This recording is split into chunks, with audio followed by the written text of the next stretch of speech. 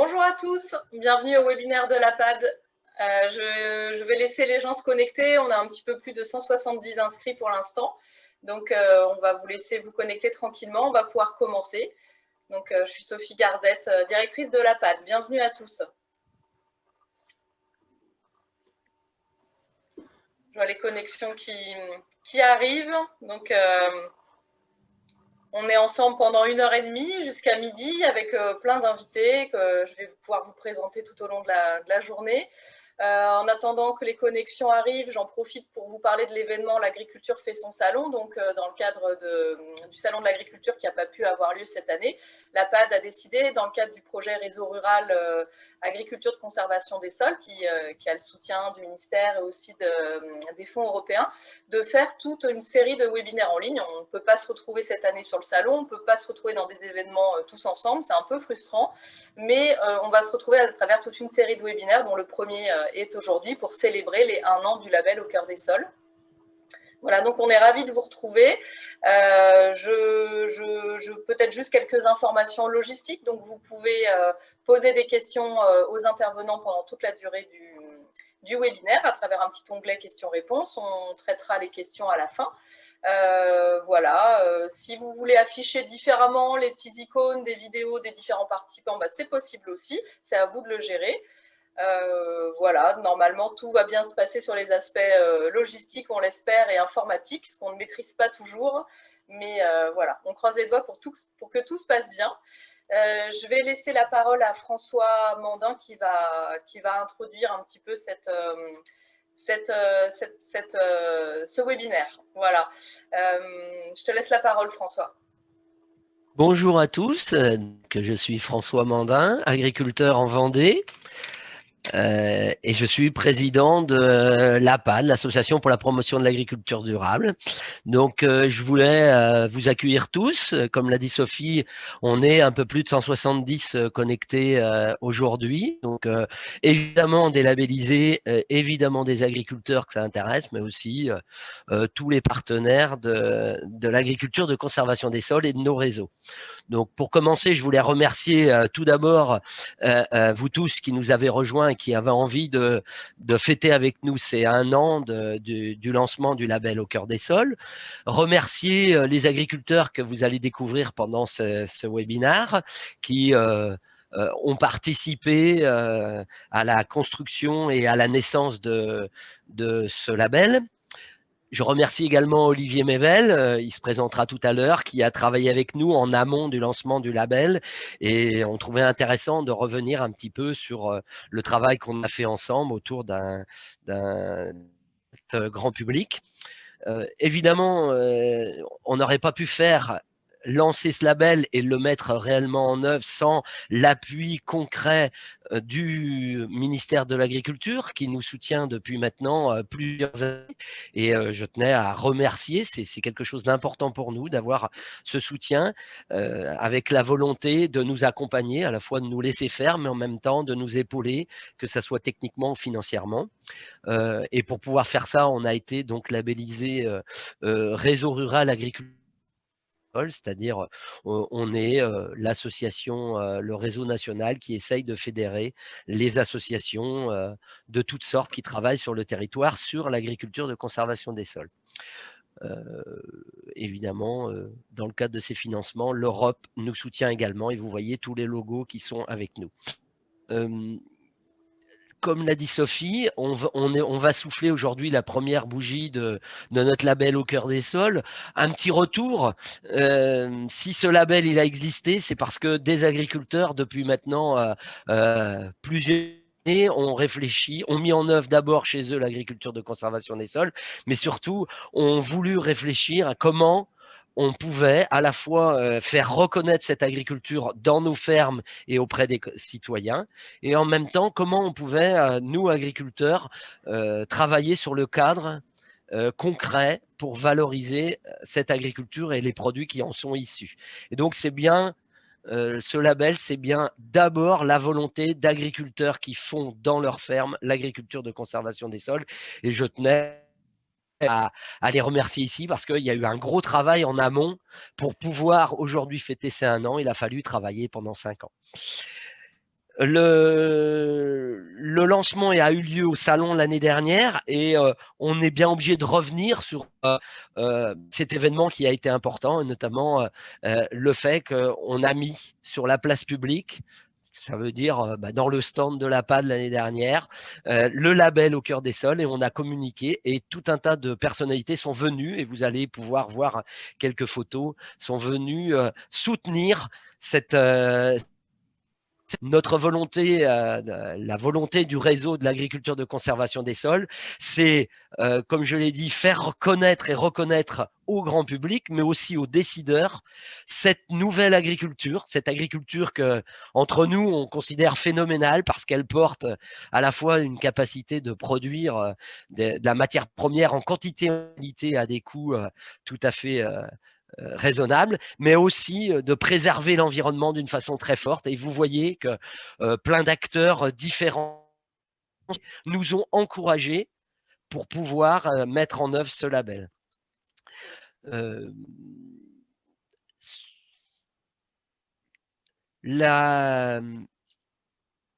label, il n'aurait pas existé que s'il y avait eu cette journée il y a un an. C'est bien parce que beaucoup d'agriculteurs de nos réseaux se sont engagés et ont souhaité être labellisés. Nous avions comme ambition de labelliser 200 fermes la première année, en 2020. Actuellement, nous avons plus de 250 fermes qui ont fait des demandes de labellisation. Alors, vous dire que l'année 2020 a été très simple avec les événements qui nous dépassent, et notre Covid sera vous comprenez bien, un mensonge. Les difficultés d'organisation nous ont fait qu'on a peut-être pris un peu de retard, mais en tout cas, il n'y a pas de retard dans l'engagement des agriculteurs. Donc aujourd'hui, 250 agriculteurs ont souhaité être labellisés. Ils ne sont pas tous encore au bout de la procédure.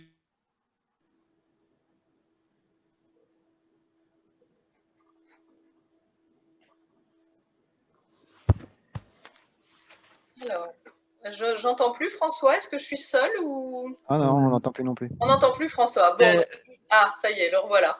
Ah, j'étais perdu? On t'avait perdu quelques secondes, c'est pas grave. Ah, excusez-moi. Alors, il paraît qu'on est ravitaillé par les corbeaux, mais c'est un peu compliqué ce matin, la connexion Internet, j'en suis désolé. Donc, j'espère que vous avez pu suivre les deux petits mots que j'ai dit. Simplement dire que ce webinaire, c'est le premier d'une série, hein, parce que nous avons souhaité faire plusieurs événements pendant le mois de mars, avril et mai sur différents thèmes. Tous les éléments qu'on aurait pu apporter au salon, on va essayer de le répartir dans cette action qui s'appelle l'agriculture de conservation des sols fait salon. Voilà. Donc, vous aurez l'occasion, si vous le souhaitez, de pouvoir suivre d'autres moments d'échange sur de l'élément technique et diverses interventions. Voilà. Donc, bonne séance de travail à tous et on se retrouvera à la fin. Super, merci François. Comme on est joueur, j'ai un petit pari technique à faire, donc je vais essayer de vous partager une vidéo d'un témoignage qu'on a reçu de Guillaume Gomez, donc, qui était le chef cuisinier du Palais de l'Élysée pendant 25 ans, qui vient de prendre des fonctions en tant que représentant personnel d'Emmanuel Macron dans le cadre de la gastronomie et de son rayonnement à l'international. Il devait être avec nous ce matin. Et puis finalement, il a eu un empêchement, il a dû partir. Donc, il nous a envoyé sur le fil une petite vidéo que je vais vous partager. J'espère que ça va marcher. Vous allez me dire, est-ce que vous voyez une vidéo là ou pas? Oui, oui. Ouais, alors hop, je vous la partage. Et vous allez me dire si vous entendez pour ceux qui sont... Bonjour à toutes, bonjour à tous. Je voulais vous adresser un message d'anniversaire. Un an après notre rencontre au Salon de l'Agriculture, où j'avais été l'un des premiers, si ce n'est le premier signataire de votre manifeste Au cœur des sols. Donc un beau succès. Je sais qu'aujourd'hui, c'est un peu plus de 250 agriculteurs qui ont demandé la labellisation. Donc bonne réunion à tous, bon webinaire. Désolé de ne pas être à vos côtés. Je voulais, par amitié pour François Mandin et toute l'organisation, vous adresser ce petit message. Et je vous dis à très vite, soit sur vos exploitations, soit l'année prochaine au Salon de l'Agriculture. À très bientôt. Voilà, un petit message sympathique, parce que, en fait, pour ceux qui ne le savaient pas, Guillaume Gomez a été le premier qui a signé sur le grand manifeste qu'on avait là affiché sur le Salon de l'Agriculture. Ça nous avait fait très plaisir et on est ravis qu'il nous fasse ce petit clin d'œil aujourd'hui pour célébrer cet anniversaire, sachant qu'il nous a dit qu'il était à notre disposition aussi pour des relais, des visites de ferme et autres. Donc, on espère qu'on aura d'autres choses à faire avec lui dans les prochains mois et on lui passe un petit coucou. Voilà, donc cela étant dit, on va pouvoir rentrer dans le cœur de notre sujet.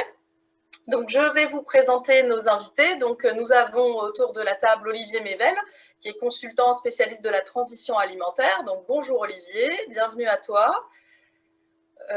On a aussi donc Laurent Terrien, qui est agriculteur en Vendée. Bonjour Laurent. Bonjour. On a Thomas Leroux, qui est agriculteur en Picardie. Bonjour Thomas. On a Adrien qui est agriculteur en Bourgogne. Bonjour. Dans Lyon. Pardon, dans Lyon. On a Sylvain Delahaye qui est agriculteur en Normandie. Et est particulièrement en charge de tout ce qui est label. Voilà, donc voilà nos invités de la journée, du webinaire. Donc l'idée, c'est d'avoir en fait 3 petites séquences de réflexion. La première, c'est de comprendre pourquoi on a lancé ce label. Et là, on remercie vraiment Olivier qui a fait toute une étude pour nous sur la partie attente des citoyens. Et Olivier va nous expliquer tout ce qu'il y avait dans cette étude qui nous a en fait encouragé à lancer ce label et va revenir un petit peu sur le contexte actuel, de tout ce qui est le contexte agroalimentaire aujourd'hui, la remettre un petit peu en perspective. Et Laurent nous expliquera avec son point de vue d'agriculteur qui a été à l'origine du lancement du label, qu'est-ce qu'il en attendait quand on regarde dans le rétroviseur il y a 1 an.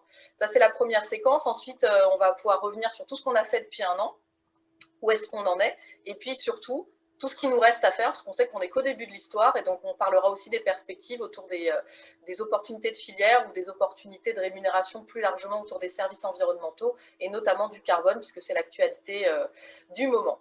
Voilà pour le programme, donc on va pouvoir enchaîner. Je vais laisser la parole à Olivier. Si Olivier, tu veux bien prendre la main pour que tu puisses nous faire cette rétrospective de ce qu'il y avait dans cette étude citoyen et nous donner un peu des chiffres concrets sur comment ce label fait le lien avec les attentes des citoyens. Voilà, je te laisse faire, Olivier. Merci Sophie. Alors effectivement, la question qui se posait, on va dire à l'époque, parce qu'au début de nos réflexions, ça fait maintenant, je dirais quasiment plus de 18 mois, on réfléchissait sur ce que les citoyens voulaient aujourd'hui et sur le fait de savoir si les citoyens étaient en phase finalement avec les labels, avec, je dirais aujourd'hui, les produits, la reconnaissance de l'acte de production. Et donc, en cheminant, on a réfléchi sur une enquête, et c'est cette enquête que je vais, en fin de compte, vous présenter là. Donc, alors, ce qui est important peut-être, je dirais, de considérer, c'est que l'enquête que je vais vous présenter a maintenant, on va dire, quasiment 14 mois. Mais c'est une enquête qui est d'une brûlante actualité, puisqu'en fin de compte, vous allez voir que la situation a peut-être évolué, mais elle a plutôt évolué dans le sens de l'enquête, et je m'en expliquerai. En fait, la question qui est posée tout le temps, c'est aujourd'hui, y a-t-il, et c'est vrai, un agribashing, y a-t-il des actes de production que les citoyens reconnaissent mieux que les autres? Et donc, on s'est posé la question de savoir quelle perception avaient aujourd'hui les citoyens. Alors, je ne dis pas forcément les consommateurs, on a plutôt pris l'enquête du côté des citoyens, de façon à pouvoir prendre un recul plutôt la sociologique sur la perception qu'ils avaient, je dirais, de l'agriculture. Alors évidemment, on a là des résultats qui sont extrêmement contrastés. Et quand on pose la question, pour vous, l'agriculture française est plutôt une agriculture traditionnelle, respectueuse de l'environnement, la question, c'est oui et non. 47% seulement. Par contre, on a 40% des personnes qui nous avaient dit que l'agriculture était intensive, était néfaste à l'environnement. Et donc, on voit bien que l'image est très mitigée. D'ailleurs, cette enquête a le mérite, l'immense mérite, et là, je prends effectivement l'exemple de décideurs politiques qui ont vu cette enquête et qui aussitôt disaient on est très surpris par ces résultats parce que ce n'est pas ce qu'on entend. Et effectivement, souvent les enquêtes, on dit allez, on n'est pas forcément dans un agribashing, pas forcément dans un agri-loving, mais dans le cas de finalement la France aime ses agriculteurs. On va voir qu'aujourd'hui, les gens ont évolué. Ils ont évolué et ces 42% d'entre eux qui ont une image négative de l'agriculture, on les recrute en fait dans certains segments de la population. Je vous rappelle que les 2 dernières élections, les européennes et les municipales, ont été remportées par les écologistes. Ça veut dire que la situation que vous voyez là a peut-être évolué, mais si elle a évolué dans le sens de l'enquête. Alors évidemment, derrière, on a utilisé des outils comme le Net Promoter Score de façon à se poser cette question, mais finalement, est-ce que la perception aujourd'hui de l'agriculture française face à la préservation de l'environnement est une réalité? Et donc, vous voyez, sur une échelle de 0 à 10, quand on demande aux Français de s'exprimer, y a-t-il préservation de l'environnement? Vous voyez qu'il y a 59% de détracteurs, c'est-à-dire en fait 59% de gens qui ont noté entre 0 et 6, et d'autres qui ont noté entre 9 et 10, qui sont 8% seulement.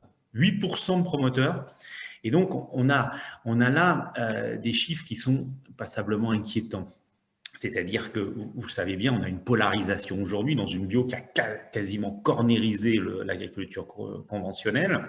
Et donc, on a 60% de la population qui s'exprime en tant que détracteur d'une agriculture soucieuse de l'environnement. Alors, à ce stade-là, évidemment, la question c'est de dire, mais pourquoi? Pourquoi?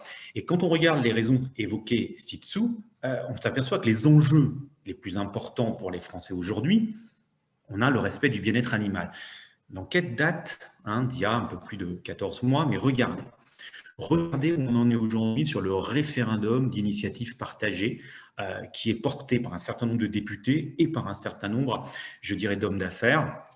Le respect du bien-être animal est devenu, on va dire, la raison essentielle. Par contre, derrière, vous voyez la diminution de l'utilisation des pesticides quasiment collée au bien-être animal.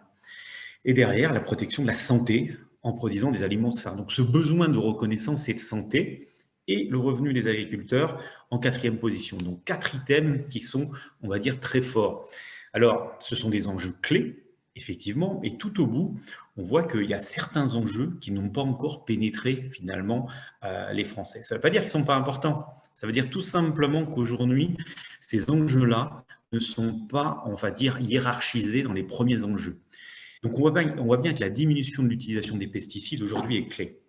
Alors, évidemment, l'agriculture française fait-elle suffisamment d'efforts pour répondre aux enjeux de la société suivante? C'est la question qu'on leur a posée. Vous voyez qu'effectivement, en termes de productivité, de compétitivité, il y a une large majorité des Français qui reconnaissent ces efforts.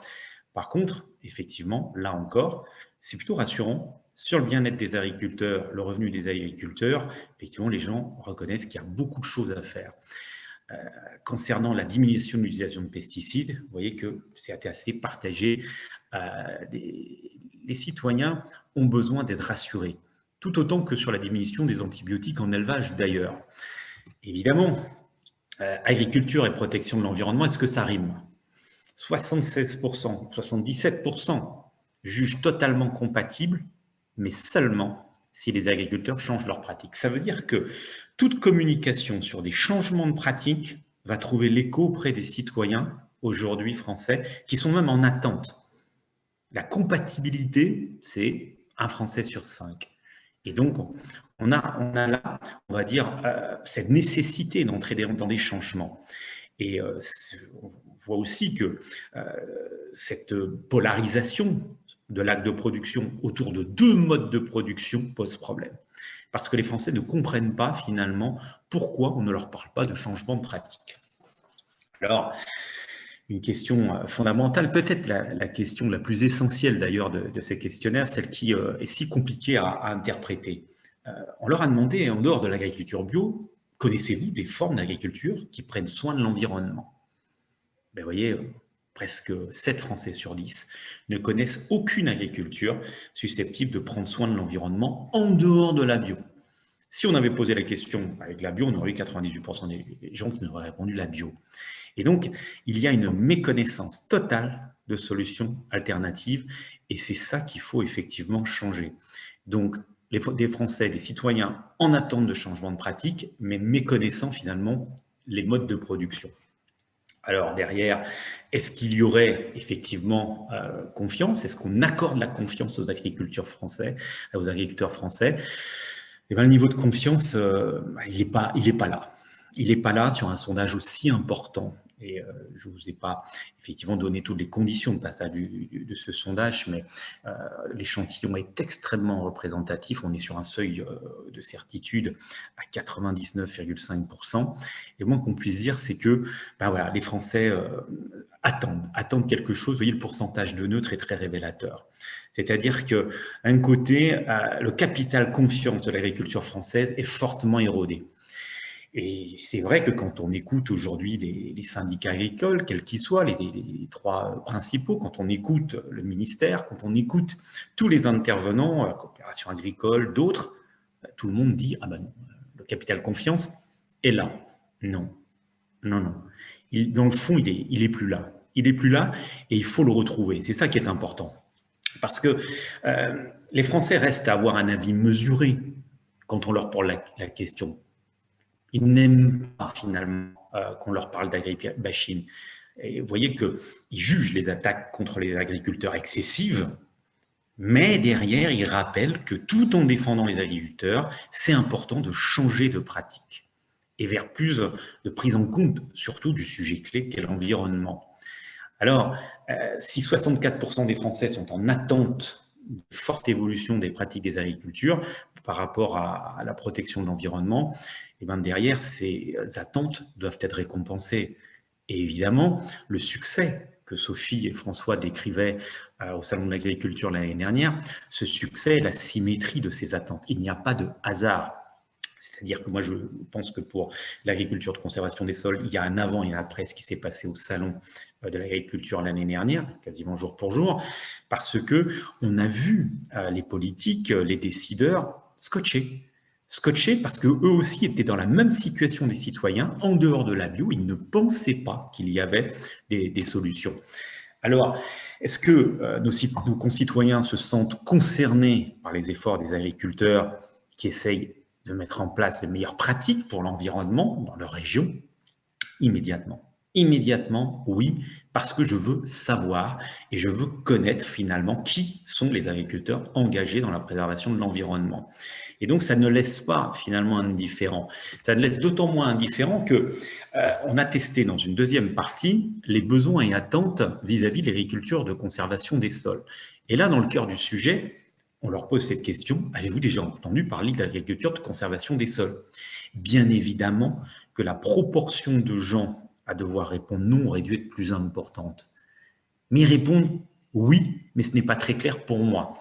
Parce que rien que, on va dire que dans la dénomination conservation des sols, ils sentent une logique de protection du sol.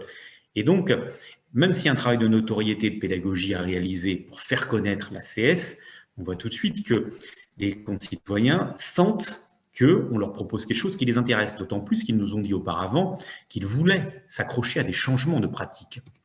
Alors, derrière, on les reteste. Quel est votre intérêt pour ce type d'agriculture? Après avoir expliqué, bien sûr, on leur a expliqué ce que c'était en quelques phrases. Et vous voyez, changement de cap. Changement de cap par rapport au premier chiffre qu'on a eu dans la première partie du sondage. Là, on a clairement des Français qui s'expriment en tant que promoteurs d'une agriculture qui protégerait effectivement les sols, la biodiversité, qui prendrait soin des réserves en eau et qui serait aussi, on va dire, respectueuse avec une empreinte carbone clairement maîtrisée. Donc, on est dans un contexte où on veut du changement. Ça tombe bien parce qu'en termes de consommation, si on prend le consommateur, lui, souhaite s'engager. Et le citoyen rencontre à ce moment-là le consommateur aujourd'hui dans la préservation de la biodiversité. Vous voyez, préserver la biodiversité, c'est important. Préserver la qualité de l'eau, c'est important. Lutter contre le réchauffement climatique, assurer la sécurité alimentaire. Donc, les enjeux aujourd'hui sont d'autant plus intéressants que les Français souhaitent s'engager. Et donc, c'est là tout le boulevard qui s'ouvre à l'ACS, parce qu'en fait, chaque fois que vous allez parler de ces sujets-là, vous allez éveiller l'intérêt. Pas seulement l'intérêt des citoyens, et citoyens lambda, l'intérêt, je dirais, de tous les politiques, élus, locaux, régionaux, nationaux de ce pays. Et évidemment que c'est ce que je disais à certains, et notamment au président du groupe centriste au Sénat, Jacques Marseille. Je lui disais, mais dans le fond, est-ce que aujourd'hui l'ACS n'est pas un vaccin contre l'agribashing? Forcément que oui. Parce que aujourd'hui, l'agriculture conventionnelle a éperdument besoin de montrer qu'elle peut se mettre à niveau. Et là, les Français n'attendent que ça. Oui, on les verra différemment. C'est-à-dire que dès que l'on proposera, on va dire, à des Français une agriculture qui réconcilie finalement consommateurs et agriculteurs en leur expliquant ce que sont aujourd'hui des modes de production plus modernes, respectueux de l'environnement, aussitôt, nos citoyens vont voler au secours de cette agriculture. Le tout, c'est de la faire connaître. Donc, il n'y a pas de condamnation définitive des pratiques agricoles actuelles face à l'environnement, mais il y a besoin d'une vision positive. En gros, il y a besoin d'espoir, il y a besoin d'un chemin. Et toutes les personnes qui se prêtaient sur le stand, de l'ACS l'année dernière étaient finalement en attente de dire « dites-nous qu'il y a quelque chose de nouveau, dites-nous qu'il y a une innovation ». Alors évidemment, en dernière partie, notre question est de dire « y a-t-il une place ? Y a-t-il une place pour un nouveau label ?» Alors un nouveau label, évidemment, il a fallu expliquer, pas un nouveau label de consommation, mais finalement un nouveau label pour un nouvel acte de production. Et donc, ça a été intéressant de constater finalement, est-ce que ce label serait pertinent? Est-ce que finalement l'ACS aurait une légitimité à pouvoir proposer un nouveau label de l'acte de production?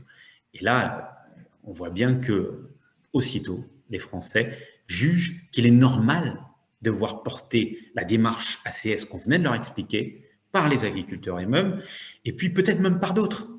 C'est-à-dire que finalement, 22,4% vont considérer que cela relève de l'État, des collectivités territoriales ou des entreprises, ou même des entreprises. C'est dire si c'est important. C'est d'autant plus important que finalement, on voit que les demandes sont là. Alors, le capital confiance, parce qu'aujourd'hui, les Français posent leur confiance dans le capital humain, les agriculteurs notamment. Et donc, tous ceux qui porteront ce projet recevront un capital confiance. Et on voit bien qu'aujourd'hui, en un an, les choses ont particulièrement évolué. Et regardez, la question, finalement, accepteriez-vous de payer un peu plus cher un produit portant un label ACS? Et on voit bien que l'ACS pourrait être généralisé et que le label pourrait descendre vers les maillons aval, c'est-à-dire jusqu'à la distribution et la consommation. Parce que, à condition d'expliquer quels sont les bienfaits de cette agriculture, les Français, effectivement, pourraient être acheteurs de produits portant ce label. Alors, est-ce que ce label, finalement, doit être soutenu? Est-ce qu'il y a un encouragement des citoyens aujourd'hui vis-à-vis des agriculteurs qui poursuivent un projet d'agriculture de conservation des sols? Mais la réponse est clairement oui. C'est-à-dire que la démarche, elle est très soutenue. Elle est très soutenue par des Français qui veulent qu'on leur parle de changement de pratique. C'est ça le mot-clé. Et l'encouragement est d'autant plus fort que l'ACS parle de changement de pratique. C'est ça qui, finalement, ressort aujourd'hui terriblement de ce sondage. Et aujourd'hui, au travers de certaines pratiques, et je vais vous raconter une anecdote qui est très forte. Une grande coopérative bretonne, comme ça tout le monde verra de qui il s'agit. La plus grande coopérative bretonne, sont mariées à 2 coopératives l'année dernière, comme ça c'est encore plus précis. J'étais en discussion avec leur direction marketing en tant que conseil. Et donc, ils étaient en train de me parler du label HVE.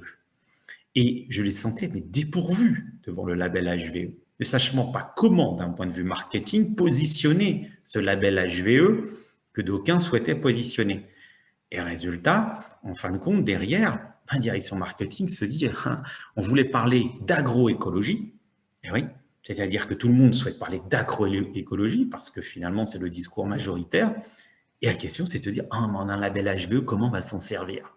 Et résultat, derrière, cette coopérative se retrouve comme une poule qui a trouvé un couteau. Pourquoi?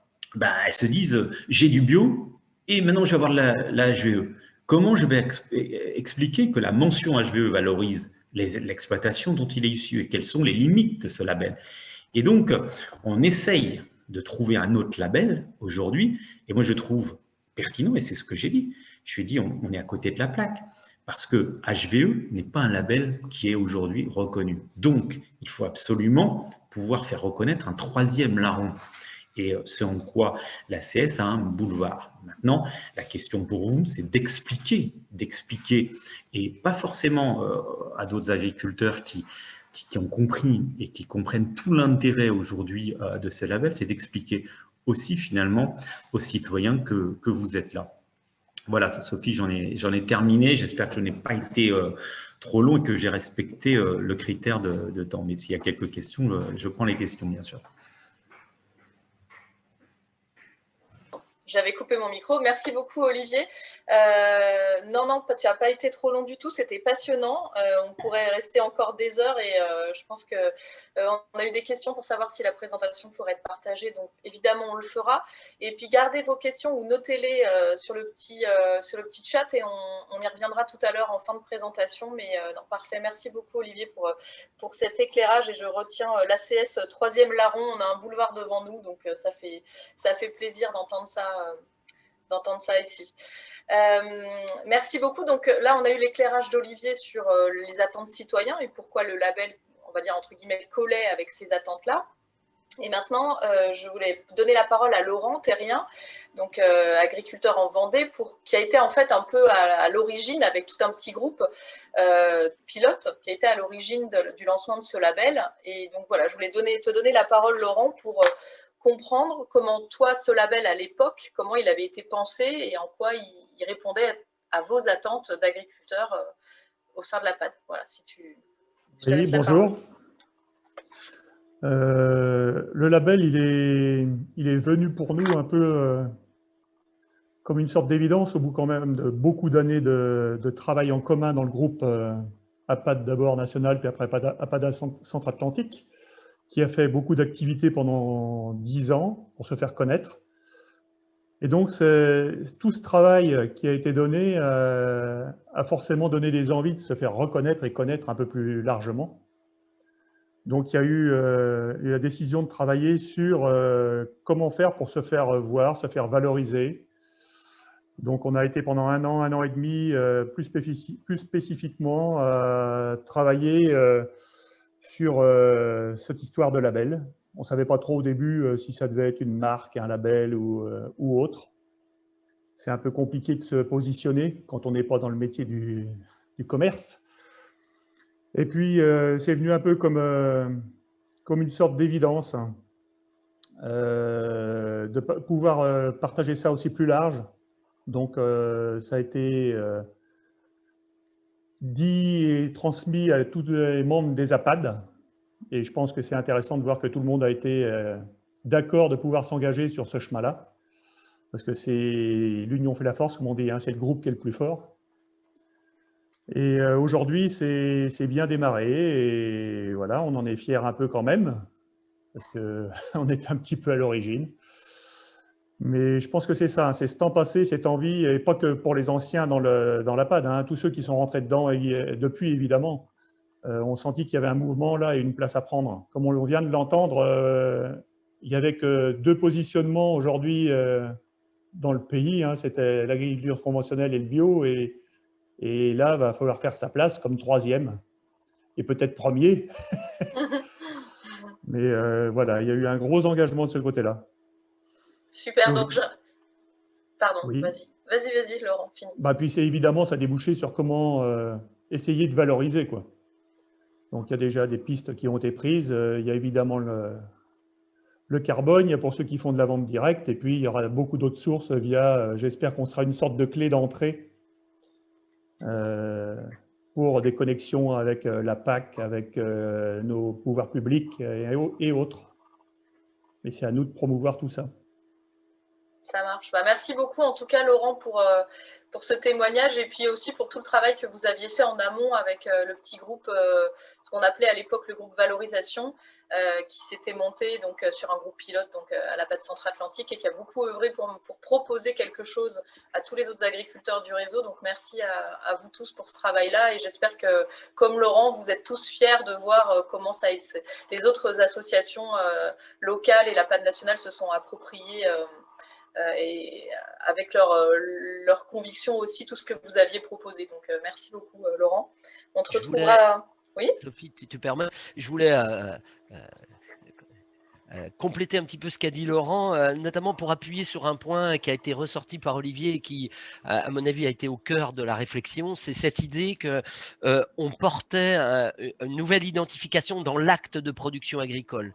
C'est-à-dire l'objectif qui a très vite été dégagé par ce groupe qui a travaillé, c'était de dire l'agriculture de conservation des sols, c'est pas une nouvelle filière, c'est pas un nouveau produit, c'est bien un engagement complètement différent qui s'appuie sur le métier des agriculteurs, sur leur acte de production. Et c'est tout le cœur de ce label, c'est de considérer que le changement de pratique et la pratique de l'agriculture de conservation des sols autour de ces trois piliers doit devenir le cœur de ce nouveau label. Et peut-être qu'aujourd'hui, ça paraît évident quand on lit le sondage à Olivier, on se dit, ah ben oui, c'était bien. Mais il y a 2 ans, 2 ans et demi, imaginer un travail comme ça et aboutir à ça, c'était pas évident. Et donc, je voulais quand même rappuyer là-dessus. Les agriculteurs qui ont réfléchi ont su le mettre en œuvre. Et en plus, ils ont réussi à le passer à d'autres, à être ces agriculteurs moteurs, mais qui en même temps passaient la main aux autres associations, aux autres agriculteurs autour de cette idée. Le label au cœur des sols, c'est bien un label centré sur le métier d'agriculteur, sur l'acte de production et le lien entre la production et la protection environnementale. Voilà. Merci de ce complément, François. Justement, l'idée maintenant, c'est de voir un petit peu où est-ce qu'on en est 12 mois après, comment le réseau APAD dans son ensemble et même les partenaires de l'APAD se sont appropriés ce label. Donc, je vais laisser la parole à Sylvain Delahaye, donc agriculteur en Normandie, qui fait partie, il va vous expliquer, mais du comité de pilotage label et qui va vous expliquer un petit peu comment on a mis ça en place au niveau de l'APAD. Je te laisse la parole, Sylvain. Merci Sophie. Donc effectivement, comme le rappelait un peu François, hein, ce label, c'est un label d'agriculteurs à la base et on a eu effectivement tout un cheminement pour cadrer ce label, pour le mettre au point et effectivement pour avoir un comité de référencement, un comité technique si on veut, qui cadre comment je pourrais dire, l'obtention du label. Donc, et je voudrais rappeler que c'est effectivement un label qui est vraiment, qui est parti des agriculteurs, comme l'ont dit mes 2 prédécesseurs, mais qui continue à être géré par les agriculteurs de l'APAD. Voilà. Donc, il y a effectivement un comité de référencement, et là, je peux vous assurer que ça s'appuie sur toutes les régions. Hein, toutes les régions participent, parce que effectivement la diversité des agricultures en France est importante. Hein, et on a des revendications des uns et des autres pour arriver à faire rentrer tout le monde dans le label. Il y a eu certaines adaptations, voilà. Bon, et puis il y en aura peut-être encore. Mais il faut que notre label soit crédible, donc il faut bien qu'il y ait des règles adoptées par tous.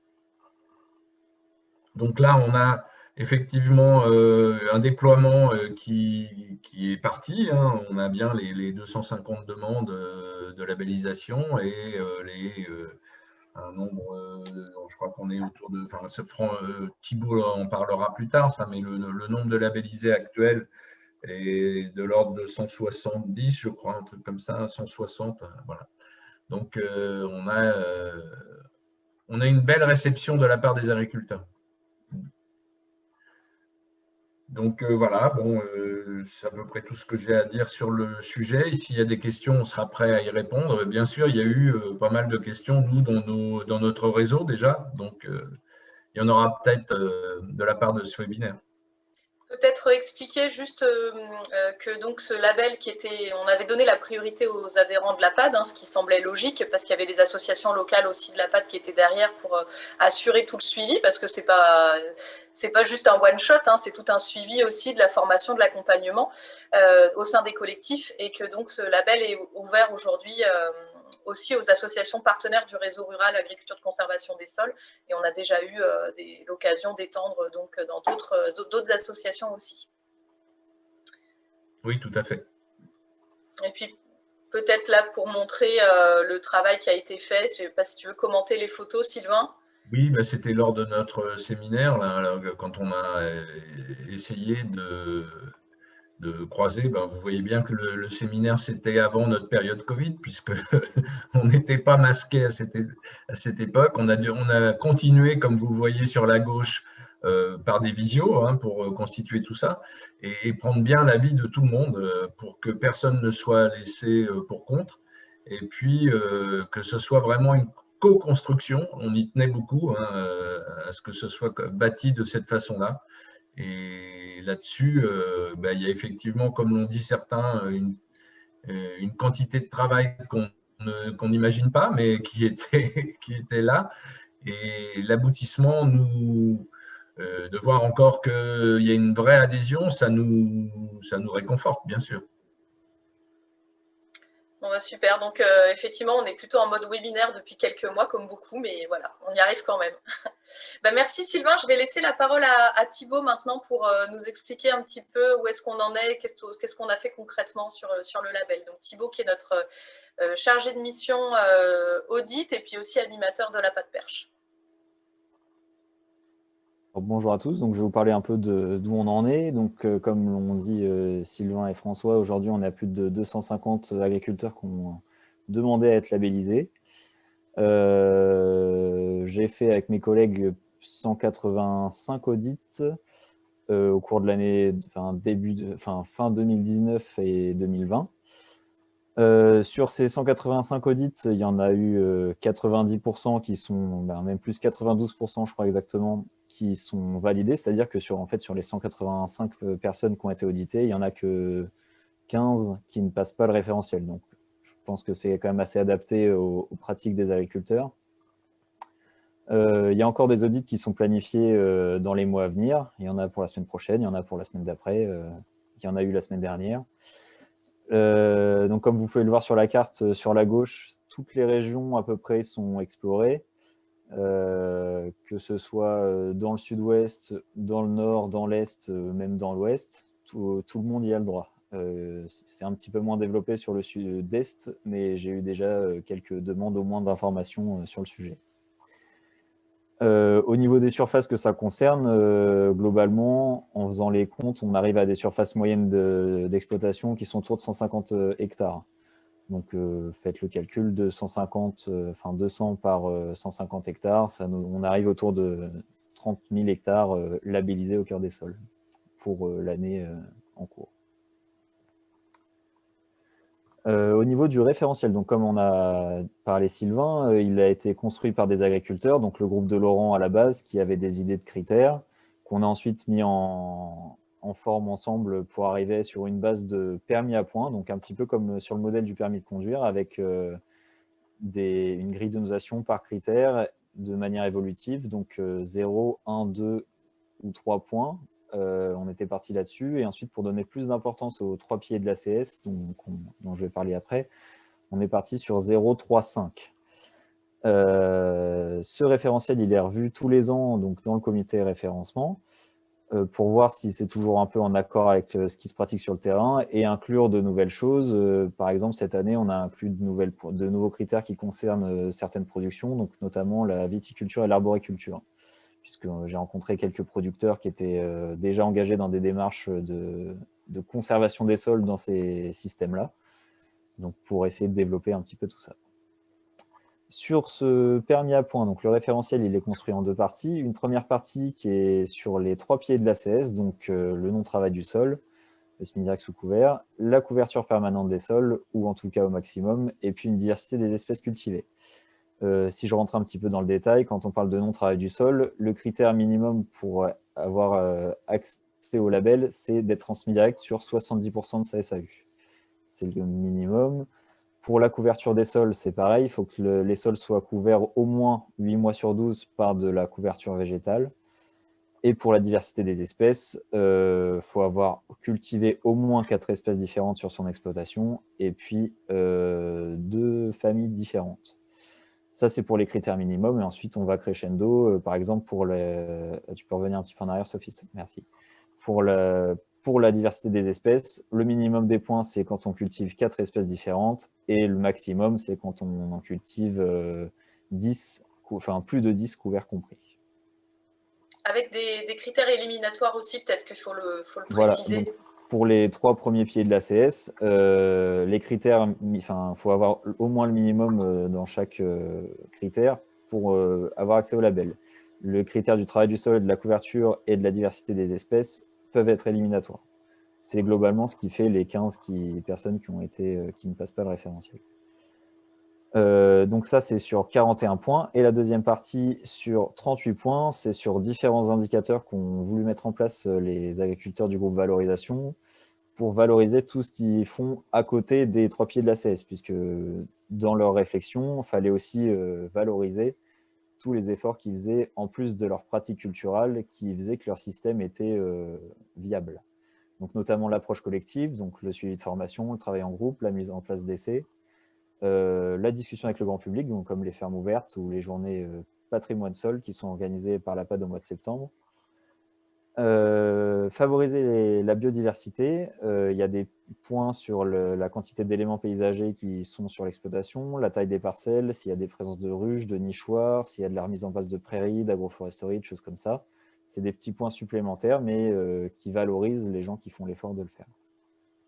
Pareil pour le suivi d'indicateurs, le suivi du taux de matière organique des parcelles, des choses comme les comptages de vers de terre, les profils, les bilans humiques ou les bilans carbone, c'est des choses qui sont valorisées à travers le référentiel. Et ensuite, le dernier point important, on va dire, du label, c'est le suivi des pratiques phytosanitaires, mais intrants en général, avec, pour pouvoir avoir accès au label, un suivi de formation, une réflexion autour de ces intrants. On peut avoir des petits points en plus quand on utilise des produits ou des méthodes alternatives au phyto pour essayer de s'en passer au maximum, bien que certains restent quand même indispensables. Et un suivi d'un indicateur qui est aussi utilisé dans l'HVE, qui est le suivi de la part des intrants dans le produit d'exploitation. Voilà, donc ces 4 grandes parties sont les critères qu'on appelle complémentaires aux 3 pieds de l'ACS et qui valent pour un petit peu moins de 50% de la note du label. Sachant que c'est du coup un permis qui est construit autour de 80 points. L'objectif, c'est d'en avoir au moins 45, donc avec les critères éliminatoires qui sont dans la première partie sur les 3 pieds de l'ACS, et ensuite des critères complémentaires sur ces 4 grandes parties. Ok, merci Thibaut pour ces explications. C'est important parce qu'on a l'impression de rabâcher, mais on a encore beaucoup de questions sur ce que contient notre référentiel. Si vous voulez en savoir un petit peu plus, on a le site internet aucoeurdessols.fr où vous retrouvez des éléments un peu plus précis pour ceux qui veulent aller plus loin. Et puis même des petits outils d'autodiagnostic pour ceux qui veulent aller tester, voir s'ils remplissent ou pas les critères. Voilà, donc n'hésitez pas à aller sur notre site aucoeurdessols.fr. Voilà, donc dans l'onglet Se labelliser, vous aurez toutes les informations pour vous inscrire et pour voir où vous en êtes par rapport à cette grille. Juste rajouter, Thibaut, s'il te plaît, parce que c'est important. Pour nous, ce n'est pas un cahier des charges, hein. C'est clairement les agriculteurs, pour eux, c'est un référentiel dans lequel ils s'engagent. C'est une démarche de progrès continu, avec évidemment ancré sur l'agriculture de conservation des sols. Et vous avez bien vu que les trois premiers piliers de l'agriculture de conservation des sols sont les éléments essentiels. Mais l'objectif clairement affiché des agriculteurs au sein de ce label, c'est d'être dans une démarche d'accompagnement et d'amélioration continue des pratiques qui s'appuient sur l'agriculture de conservation des sols. C'est vraiment une démarche qui pour nous est une démarche très positive. Il y a cette idée d'accompagner et d'encourager tous les agriculteurs qui vont vers, plutôt que juger dans un cahier des charges fermé. Je crois que c'est quand même fondamentalement quelque chose dont on a besoin en agriculture pour pouvoir se projeter dans les attentes sociétales, comme l'a dit Olivier, mais aussi dans cette capacité personnelle, individuelle, à se projeter pour demain à partir de ses propres réalités. Je voulais appuyer sur ce point-là. Voilà. Merci François de ce complément. Merci beaucoup. Alors Thibaut, je te redonne la main peut-être pour parler des outils de communication qu'on a mis en place depuis. Alors, donc on parlait de la technique, donc du suivi des audits, on a aussi mis en place un petit peu de communication autour de tout ça. Premièrement, à destination des agriculteurs, donc ça c'est quelque chose qui a été mis en place il n'y a pas longtemps, c'est un kit de communication pour les labellisés, donc qui leur est offert avec un petit catalogue d'outils de promotion, donc des flyers, après des goodies type casquette, badge, EcoCup, des vêtements pour ceux qui veulent, et puis un panneau de ferme qui sera distribué à tous les agriculteurs qui ont été labellisés cette année. Ces goodies ce catalogue est aussi disponible pour tous les agriculteurs. Il y a une commande de base, mais après, pour ceux qui veulent plus, c'est possible d'en avoir plus. Je crois qu'aujourd'hui, il y a eu 50 commandes qui ont déjà été effectuées pour recevoir notamment le panneau de ferme, puisque c'est ça qui fait plaisir aux agriculteurs en général, c'est de pouvoir exposer leur labellisation devant leur ferme. Il y a un peu plus de 70 même, je crois déjà. Ah, bah, je m'étais arrêté à 50. Il y aura 3 sessions en fait, de commandes pour les agriculteurs qui sont concernés. Il y en a une donc, au mois de février-mars, une au mois de juin et une au mois de septembre. Donc si vous avez raté le premier coche, il n'y a pas de souci, il y en aura d'autres à venir.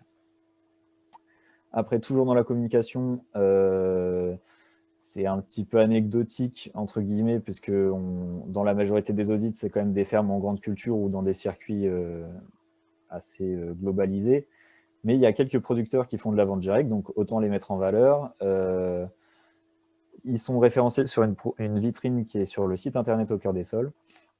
Donc on y trouve un petit peu de tout, des fromages de Touraine, de la viande de Vendée, et puis d'un peu partout, des producteurs d'œufs, d'huile, de farine. Voilà, c'est assez exhaustif dans tout ce qui est production agricole. Ça permet de valoriser les agriculteurs au cœur des sols. Super, donc voilà ce qu'on a fait depuis un an, beaucoup d'audits, vous avez vu tout le travail qui est engagé, je veux vraiment remercier Thibaut et toute l'équipe d'animateurs qui font ces audits. C'est vrai que ça aurait été beaucoup plus simple pour nous de mettre à disposition une plateforme internet où les agriculteurs saisissent des données et puis, ou alors faire des audits par téléphone, mais ça ne fait pas partie de la vision de la PAD, donc bien sûr qu'on fait des audits au plus près de nos groupes, de nos collectifs et des agriculteurs. Alors, avec le Covid, ce n'est pas forcément simple, mais on y arrive. On a pris un peu de retard, mais on a quand même réussi à faire 185 audits.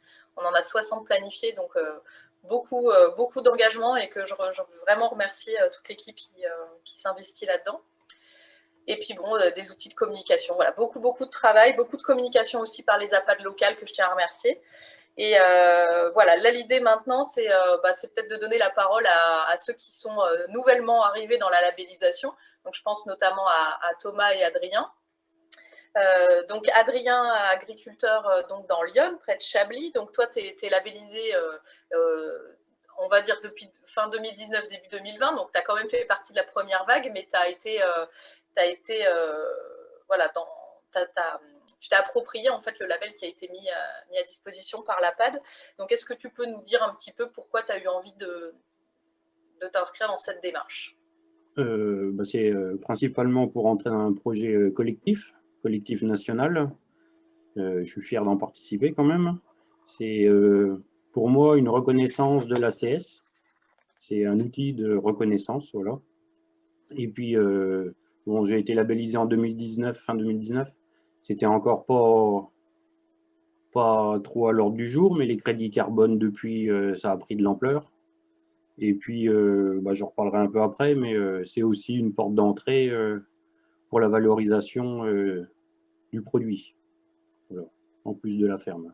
Ouais. On va en reparler. Et puis Thomas, toi, tu es agriculteur en Picardie et tu as récupéré, on va dire, le bébé un peu plus tard, assez récemment. Est-ce que tu peux nous expliquer un peu ton cheminement là-dessus? Oui, bonjour. Donc moi, je suis nouvellement assez éthiste, si je puis dire, depuis 2 ans. Tout de suite, ce schéma d'agriculture m'a tout de suite plu de par sa résilience. Comme l'a dit différents intervenants, dont Laurent, il a parlé de partage et c'est ce qui m'a plu beaucoup dans ce schéma ACS, c'est qu'on partage la technique, on partage les informations, on partage nos échecs, etc. C'est ce qui m'a beaucoup plu. Il y a un travail commun qui est fait par tout le monde et c'est ce qui vraiment m'a convaincu. Bon, bien sûr, il y a l'aspect aussi sol, le non-travail du sol, les différents couverts, toutes ces techniques-là, je l'apprends, je l'assimile depuis 2 ans. Elle me plaît fortement. Donc, c'est vraiment une démarche qui m'a plu. Et on voit qu'on est, comme disait François, dans une démarche de progrès dans ce système-là. Donc, c'est vraiment intéressant. Et c'est ce qui fait que je me donne encore pour en revenir un peu au label. Pour moi, c'est nécessaire d'avoir accès. Je suis labellisé depuis 2020 et je me suis accaparé de ce label parce que pour moi, c'est intéressant dans le sens où il va valider l'ACS, il va crédibiliser au niveau du consommateur l'accès à la plus-value substantielle, comme disait Adrien il y a 2 minutes, et il va pérenniser aussi l'ACS dans ce nouveau schéma qui est l'agriculture de conservation. D'accord, merci Thomas. Est-ce que tu as été convaincu tout de suite qu'il fallait te labelliser au cœur des sols quand tu as entendu parler du label? Ah ouais, dès que j'ai été au courant du label, je me suis labellisé tout de suite. J'ai demandé à être labellisé. Après, je ne savais pas si j'allais être accepté, mais je le suis et j'en suis super content. Et encore une fois, il en va de la crédibilité de l'ACS, je pense. Ce n'est pas juste l'HVE2 ou HVE3 qui va crédibiliser le schéma ACS. Je crois que le label au cœur des sols a tout son rôle à jouer à travers ce système. D'accord, merci. Laurent, quand tu entends ça, ça te provoque quoi? J'imagine que ça fait plaisir quand on a proposé quelque chose et que ça a, entre guillemets, marché.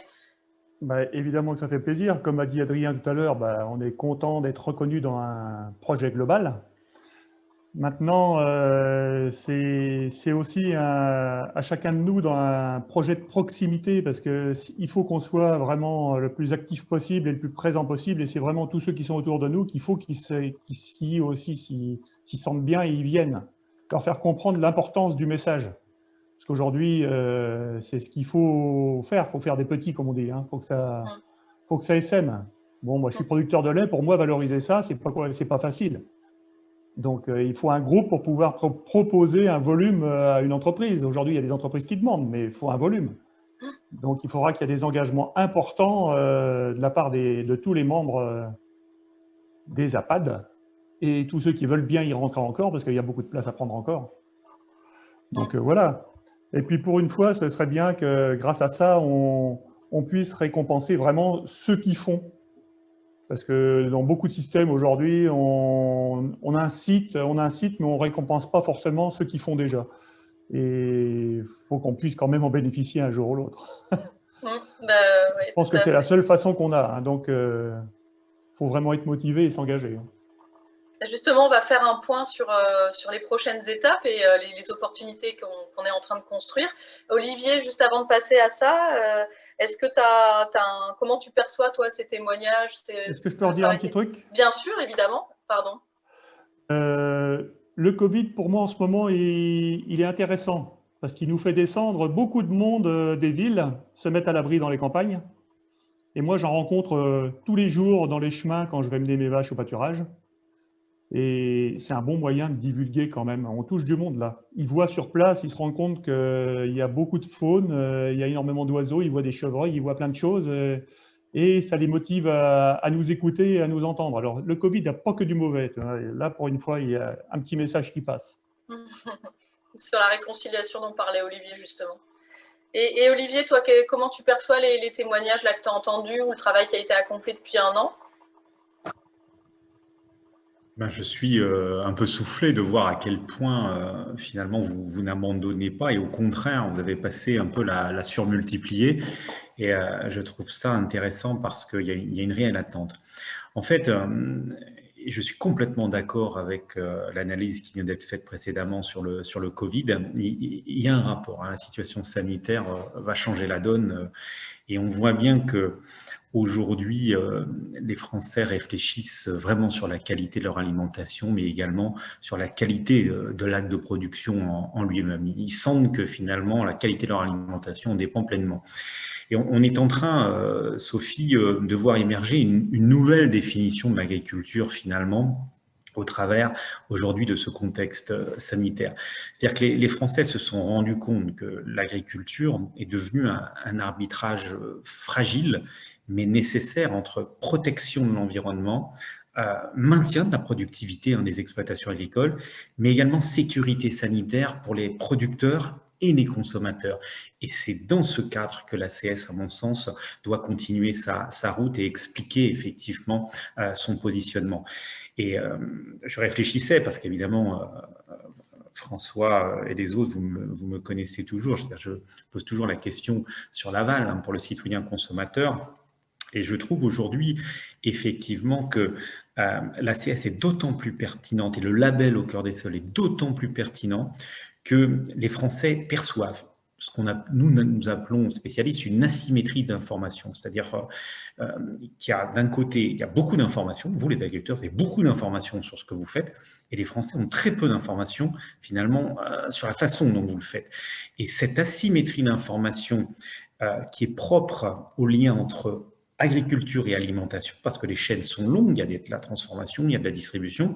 Cette asymétrie d'information nécessite un tiers de confiance pour garantir aux Français, aux citoyens, consommateurs, des standards de qualité sanitaire, nutritionnelle et organoleptique. Et c'est là que la CS se pose. Et quand vous étiez tous en train de parler, parce que avec ces témoignages, effectivement, le bon sens des agriculteurs amène à se dire « je prends le train ». Et le train aujourd'hui, c'est le train de l'ACS parce qu'on a absolument besoin d'un tiers de confiance. Et le label Au Cœur des Sols, pour moi, ce tiers de confiance, et c'est ce que vous exprimez selon moi. Merci beaucoup, Olivier. Ça fait plaisir. Merci beaucoup. On va passer donc à la troisième séquence. J'en profite juste pour dire que je vous mets quelques petites photos comme ça pour animer notre webinaire. C'est des photos qui sont issues du concours Au Cœur des Sols. Voilà, qu'on avait lancé le petit concours photo. Donc, merci à tous ceux qui ont participé. Ça permet de les mettre en avant aujourd'hui. Je voulais juste répondre à une question que j'ai vue poser tout à l'heure sur l'aspect international lié au travail qu'on fait. Je peux simplement dire que l'APAD fait partie d'un réseau européen et mondial qui réunit des acteurs de l'agriculture de conservation des sols. Et on est assez actif, et notamment auprès du 4 pour 1000, pour lesquels on est représentant au sein du bureau en tant qu'association d'agriculteurs. Et effectivement, ce qu'on est en train de mettre en œuvre en France, à notre échelle, on le partage également à l'échelle internationale avec nos collègues d'Afrique du Nord, nos collègues d'Amérique du Sud, qui eux aussi sont interrogés sur l'adaptation de leurs pratiques et notamment le fait d'avoir la main sur cet acte de production qui est quand même le cœur de notre métier et de trouver la meilleure façon pour que les acteurs économiques des filières, qu'ils soient en amont ou en aval de nos entreprises, bien quelque part permettent de laisser une part de liberté dans l'acte de production chez les agriculteurs autour de l'agriculture de conservation des sols. Donc oui, il y a de la transmission à l'échelle internationale, on essaye d'y travailler, mais on n'a peut-être pas toujours tous les moyens qu'on voudrait. Voilà. Ça marche. Alors, on va passer aux perspectives. Donc, c'est bien beau de voir tout ce qu'on a fait depuis, mais qu'est-ce qu'on va faire demain? Nous, on le sait, mais peut-être que ce n'est pas assez transparent ou en tout cas pas assez visible pour tout le monde. Donc, c'était l'objectif aujourd'hui pour cet anniversaire d'en parler. Donc, voilà, l'idée, c'est de donner la parole à Sylvain qui va nous expliquer ce qu'on est en train de construire au niveau de l'APAD nationale et ce qu'on va mettre sur la table, notamment sur la partie carbone. Et puis, on parlera aussi de l'aspect plus filière. Je te laisse la parole, Sylvain. Merci Sophie. Écoute, ça a déjà été un tout petit peu évoqué. Évidemment, la valorisation, on veut d'abord une reconnaissance, mais mais elle va de pair avec une valorisation et tout le monde est en attente sur ce sujet.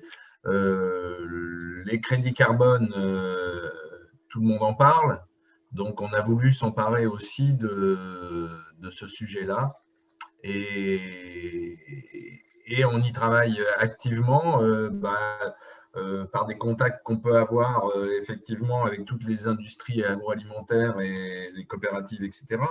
Mais on s'aperçoit tout de suite qu'il y a des impératifs chez eux de volume auxquels on ne pourra pas répondre immédiatement.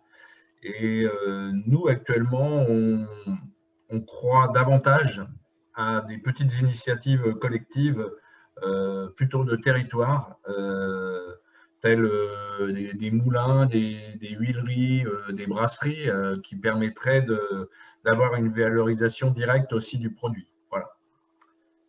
Donc sur la partie carbone, un projet carbone qui va être lancé cette année à destination des agriculteurs labellisés dans le cadre du label bas carbone du ministère. Tout à fait. Et puis sur la partie plus filière, des initiatives terrain qui émergent à droite à gauche et qui sont en train de se construire, quoi.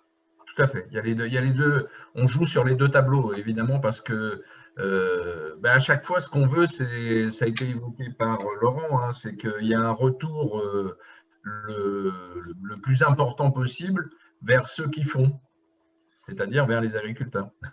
On aimerait bien que pour une fois, on soit les privilégiés du retour, ce qui n'est pas toujours le cas.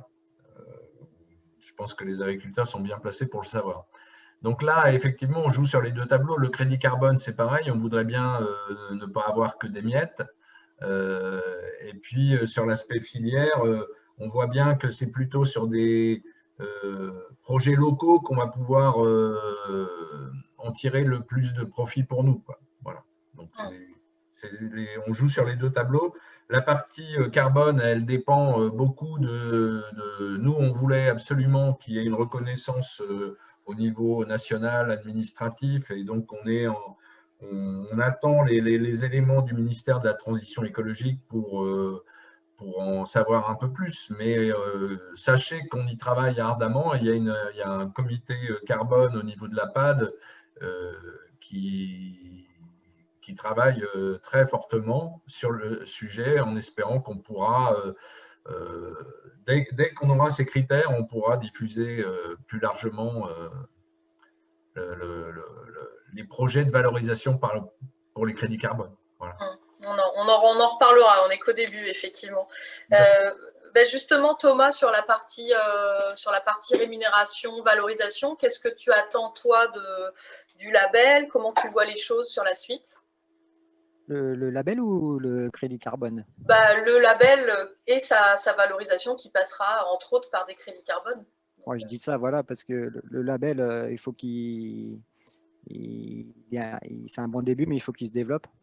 Il faut que beaucoup d'agriculteurs en fassent partie. Et ce que je voulais dire, quand ma réflexion du départ, c'est de dire, voilà, le label plus l'accessibilité à un crédit carbone, tout ça fait partie du schéma agriculture de conservation. C'est les tenants, les aboutissants de cette agriculture. Et tout ça va valider le système ACS pour qu'il soit encore une fois pérenne dans le temps et qu'il soit bien compris et bien assimilé à travers le consommateur et les différents intervenants industriels qui veulent, eux, se dédouaner de la taxe carbone ou qui veulent être plutôt neutres au niveau carbone à courte échéance. Ouais, sur les compensations volontaires carbone des entreprises. Et Adrien, toi, je sais que vous avez été à l'origine de réflexions autour de filières plutôt locales, avec des interlocuteurs locaux. Alors, je sais que c'est difficile parce qu'on ne peut pas trop en parler tant que tout n'est pas signé, contractualisé et autres, mais est-ce que tu peux nous en dire un petit mot, en tout cas dans la démarche que vous avez entrepris? Alors, je ne t'entends pas, Adrien. Est-ce que tu as désactivé ton micro? Oui, c'est bon. Oui, pardon, c'est bon.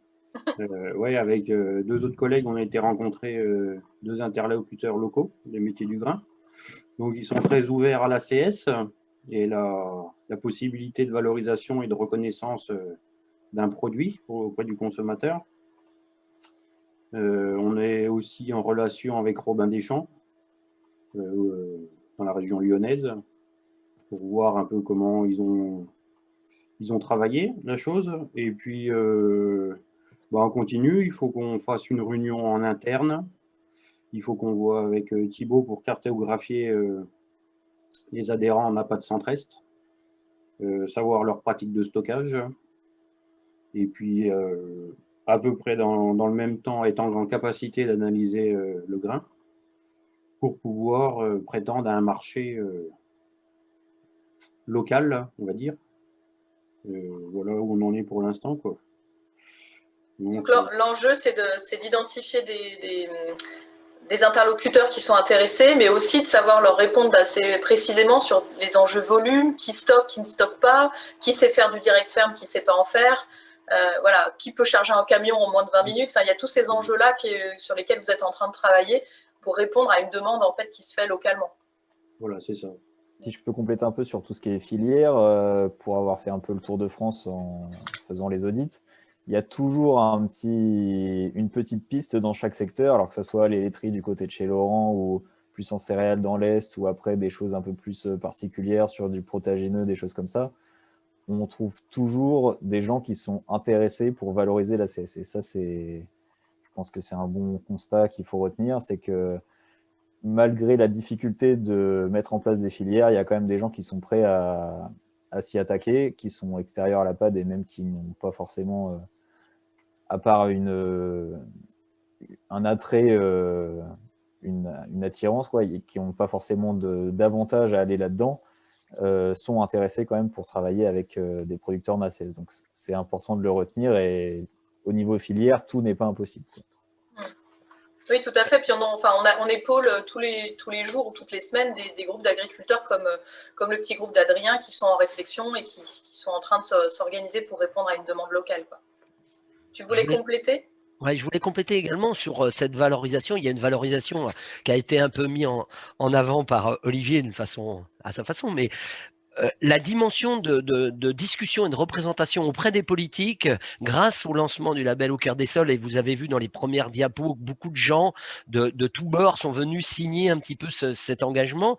C'est aussi quelque chose que nous, agriculteurs de nos réseaux, on revendique, c'est-à-dire la valorisation de ce qu'on fait, c'est aussi la reconnaissance par le ministère, par les gouvernements, par les hommes et les femmes qui prennent des décisions politiques dans les territoires, dans les régions, mais aussi au national et à l'Europe. Et ça fait aussi partie du travail qu'on fait et qu'on revendique clairement, de dire la valeur de ce qu'on fait existe également et doit être reconnue dans les politiques publiques, dans la façon dont demain la prochaine PAC va être mise en œuvre. Et donc, voilà, pour tout dire, on est également sollicité actuellement grâce à cette année qu'on vient de vivre, grâce au lancement du label, on est sollicité par ces acteurs-là pour mieux comprendre qu'est-ce qu'est l'agriculture de conservation des sols, ces aspects très positifs sur l'environnement, mais aussi très positifs sur l'engagement des agriculteurs, voilà, pour essayer de le transformer en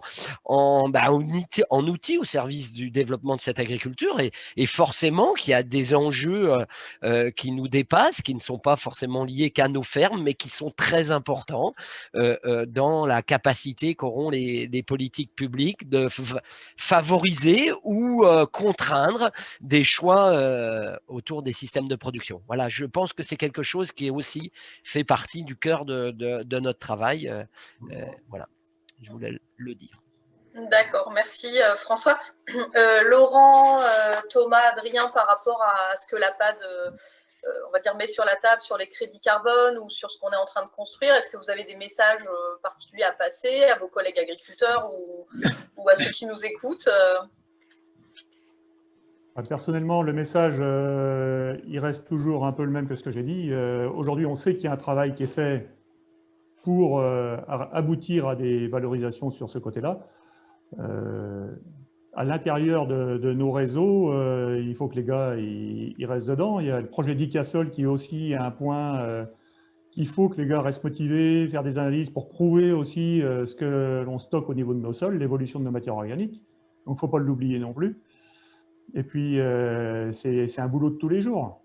C'est vraiment à chacun de montrer la plus belle image possible de chez lui. Et il n'y a que comme ça qu'on fera des boules de neige qui finiront un jour et rapidement, je pense, par aboutir à des systèmes de paiement plus ciblés sur notre système qui est l'ACS. On n'a pas le choix, c'est comme ça que ça doit se passer. Adrien. On fait confiance à nos dirigeants. Adrien. Nous, dans le centre-est, on est ouvert à toute démarche d'interlocuteurs locaux. On a rencontré 2, mais il y en a peut-être d'autres qu'on n'a encore pas identifiés, ou s'ils veulent se manifester, il n'y a pas de souci. Et puis, comme disait Laurent, si d'autres agriculteurs veulent nous rejoindre et étoffer notre groupe de travail, on est preneur. Et Thomas? Pareil, s'il y en a d'autres qui veulent nous rejoindre, ils sont les bienvenus. Après, pour ce schéma carbone, je pense que beaucoup, que ce soit les agriculteurs, ceux qui nous écoutent et qui nous regardent, ou les industriels ou le consommateur, on est en train de créer quelque chose. Donc, il y a beaucoup d'incertitudes, beaucoup de questions qui se posent. On en répond en partie aujourd'hui, mais le schéma, il n'est pas encore fixé, validé. Il y a encore un peu de travail. Et tout ça, ça va se décanter très rapidement, mais il faut pas garder à l'esprit, comme disait Laurent, c'est que quelque part, le travail qu'on fait à travers le non-travail du sol, si je puis dire, il faut qu'il soit valorisé à travers une plus-value substantielle sur nos exploitations, que ce soit en local ou avec nos OS, mais aussi il faut qu'il soit valorisé à travers le carbone. Ça marche. Merci pour votre témoignage. Olivier, est-ce que tu veux passer un message sur cette partie filière carbone de ton côté? Mais en fin de compte, je pense effectivement que c'est un enjeu important parce que aujourd'hui, la valorisation du label passe sans doute par des services rendus aujourd'hui à la société et ça peut permettre de faire d'une pierre deux coups. Je m'explique. D'un côté, effectivement, permettre une valorisation du travail accompli, mais également interpeller finalement le citoyen sur la pertinence de la démarche en elle-même. Et je pense qu'on est là dans une logique de compléter, parce que en fait, le label naturellement parle du sol. De l'autre côté, lier le sol et le carbone, c'est avoir une double chance d'intéresser et de focaliser l'intérêt des citoyens, mais aussi des décideurs sur le label. Après, il y a quelque chose qui intéresse beaucoup, hein, c'est la biodiversité, on l'a dit, et idéalement, on va dire les principaux vecteurs d'intérêt sont au cœur de votre démarche. Donc, je pense qu'aujourd'hui, il ne faut pas hésiter à communiquer sur ces points. Maintenant, on voit bien aussi que derrière, et je le disais tout à l'heure, il y avait une question sur le chat, est-ce qu'il faut poser au cœur des sols à HVE, à bio ou autre chose? Non, c'est le consommateur et les citoyens qui tranchent. Mais je pense que le label est tout jeune et il faut 18 à 24 mois, à 36 mois pour poser véritablement aujourd'hui un label ou une marque. Et je pense qu'on n'est qu'au début de l'histoire. Mais je pense qu'il y a quelque chose d'assez logique qui devrait se passer en aval parce qu'il y a une grande recherche aujourd'hui des consommateurs dans le cadre de l'association agriculteurs-consommateurs. Et un label d'agriculteur aujourd'hui parle directement aux consommateurs. Et je pense que cette valorisation, elle va venir. Ça, je suis très confiant là-dessus, Sophie. Et puis, je peux compléter, parce que j'ai vu que sur le chat aussi, il y avait des questions sur est-ce qu'on a des contacts avec des acheteurs, notamment pour les crédits carbone, au-delà de l'aspect filière produit. Oui, on a des contacts, on a beaucoup de contacts, on y travaille quasiment à... Enfin, moi, j'y passe un temps fou. On a énormément de contacts avec des acheteurs qui... trouvent complètement l'intérêt de ce qu'on propose parce que ça a du sens pour eux. Et ces acheteurs de crédit carbone, ils sont vraiment à la recherche de projets qui ont du sens, avec une approche globale, pas seulement sur le carbone, mais aussi, comme tu le disais, Olivier, sur la biodiversité, sur la qualité de l'eau, sur le rôle que les agriculteurs jouent dans ces projets-là. Et du coup, il va y avoir un déficit en fait de bons projets carbone. Et nous, on a beaucoup de contacts et voilà, on ne peut pas en parler aujourd'hui, évidemment. On attend que tout ça se mette en place au niveau du ministère, mais voilà, on est très confiants sur la suite. Oui, voilà. Oui. Je suis d'accord, Sophie. Il y a effectivement, il y aura différents marchés carbone et comme tu viens de l'évoquer, il y aura le carbone qui aura une image derrière qui sera plus valorisante hein, pour les gens qui pourront acheter le crédit carbone. C'est évident ça. Et puis, je voudrais compléter aussi ce qu'a dit Olivier, c'est que effectivement, au niveau filière, on est tous persuadés que on améliore notre sol, il est de plus en plus vivant. Et donc, on voit, nous, on l'observe sur le terrain, qu'on a des plantes de plus en plus saines qui nécessitent de moins en moins d'intervention. Et donc, on a un produit qui est de plus en plus équilibré. Mais tout ça, il faut qu'on arrive à le prouver, à le montrer. Mais on n'en est qu'au début, comme le disait Olivier. Mais je pense que si on arrive à prouver tout ça aux consommateurs, le chemin sera beaucoup plus ouvert. Voilà. Tout à fait. On va prendre quelques questions parce que le temps avance. On va prendre quelques questions. Thibaut, est-ce qu'il y a des choses auxquelles on n'aurait pas répondu en direct ou qui nécessitent un éclaircissement? Globalement, on a fait quand même pas mal le tour des questions qui ont été posées. Une qui est revenue, c'était sur la qualité nutritionnelle des produits que vient d'aborder Sylvain, ou est-ce qu'on avait des pistes ou quoi. Ça, si je peux y répondre rapidement, on n'a pas forcément aujourd'hui d'études complètes sur les bénéfices nutritionnels de l'ACS. On a des bonnes suspicions, on va dire, dans le bon sens du terme, mais aujourd'hui, pas d'études assez fournies, je pense, pour fournir des résultats. Après, je ne sais pas si Sophie ou François peuvent compléter sur ce sujet-là. Oui, je veux bien compléter un peu. C'est vraiment, on va dire, une nouvelle pierre au projet qui est de caractériser les produits qui sont issus de l'agriculture de conservation des sols. Alors, vous avez tous entendu parler de cette notion de globalité. Quand un sol est sain, l'alimentation est saine, etc. etc. Je n'ai aucune compétence et je crois qu'il n'y en a pas beaucoup qui sont capables de nous faire des relations de cause à effet. En tout cas, ce qu'on est sûr, c'est que on voit une corrélation entre la quantité de carbone, la matière organique dans les sols et la capacité à produire en quantité et en qualité avec peu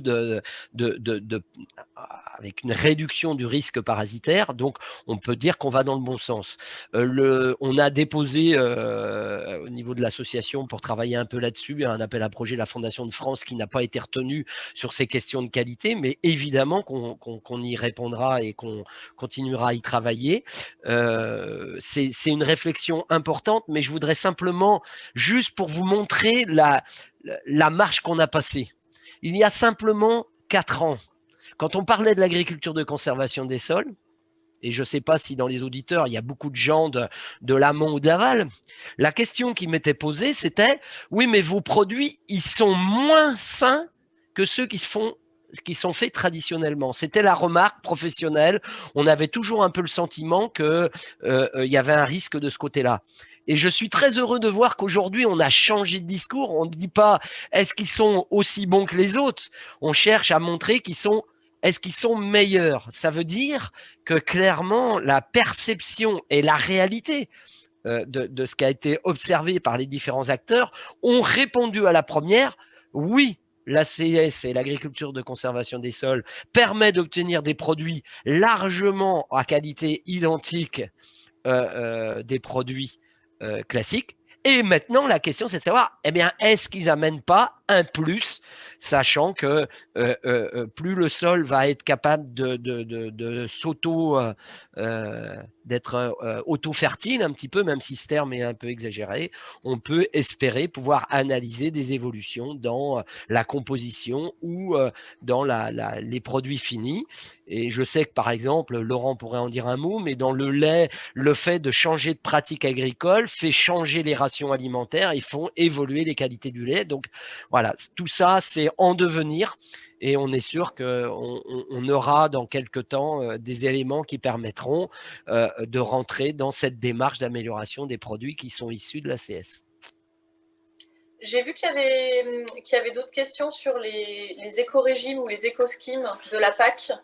Alors, Oui, je peux peut-être en dire un mot. Comme je vous l'ai dit tout à l'heure, on discute et de façon très ouverte avec les différents acteurs, notamment le ministère, sur ces questions-là, sur les questions de la PAC et de l'adaptation des pratiques.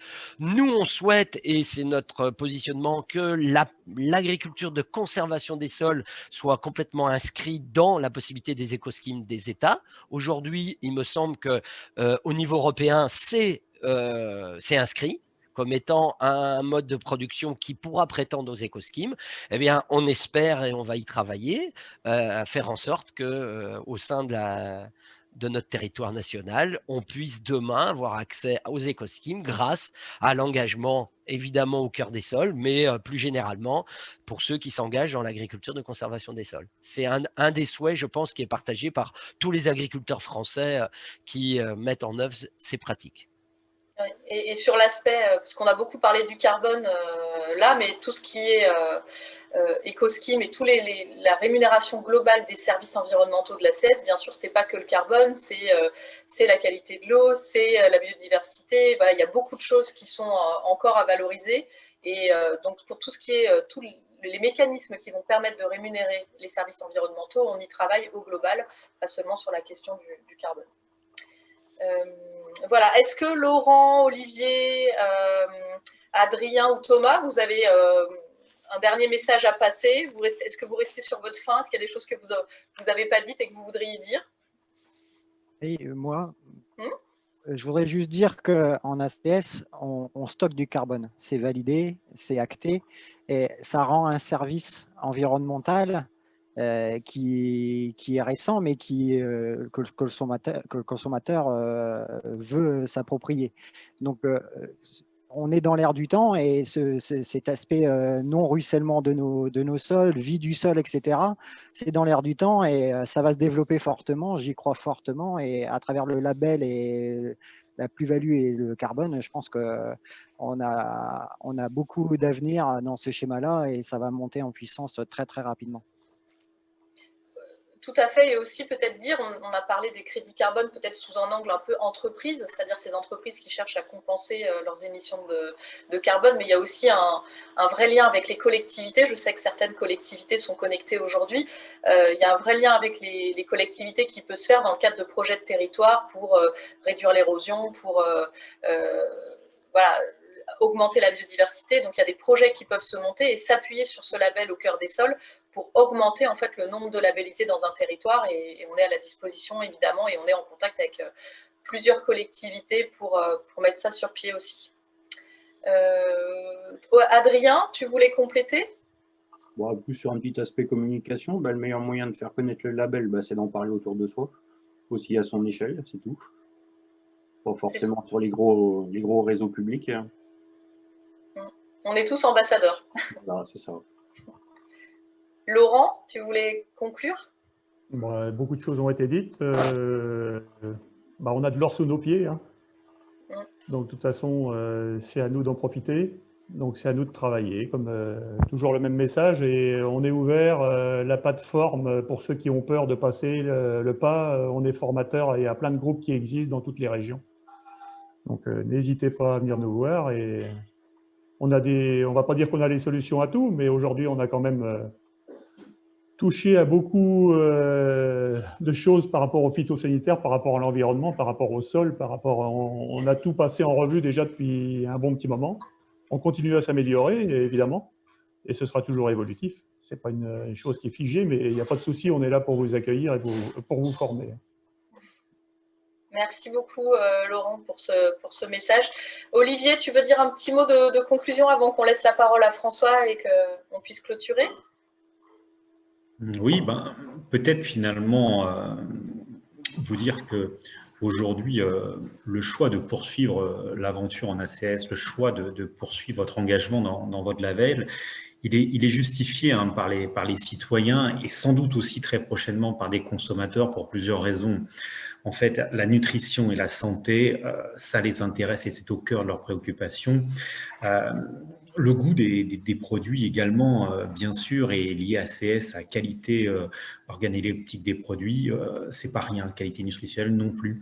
Les préoccupations environnementales actuelles des citoyens doivent vous inciter à vous engager effectivement plus en avant dans la communication. Et puis, il y a une défiance, il y a une défiance qui est claire, on l'a vu, vis-à-vis aujourd'hui des pratiques, on va dire, conventionnelles. Et derrière, ça vous amène aussi à vouloir poursuivre aujourd'hui la marche.